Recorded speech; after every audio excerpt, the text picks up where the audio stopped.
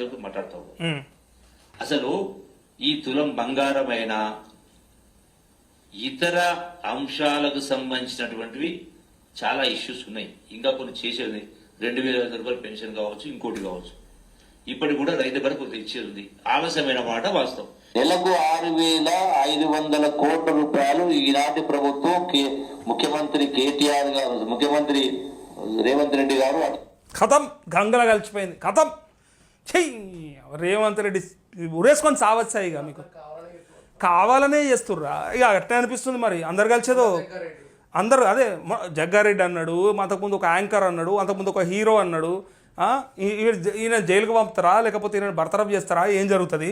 సరే ఇక్కడ దాకైతే ప్రజా సమస్యలు చెప్పిట. ఈయనకి ఎరుకుండి ఎరకలేక సగంలో కొంత చెప్పిండు. ఈ జూపల్లి ఇతర అంశాలు పెద్దగా అవగాహన లేదు. ఏదో పదవి వచ్చింది, సంతోషంగా ఉన్నాం, రాష్ట్ర ప్రజలు గంగల గలవన వదిలేసిర్రు.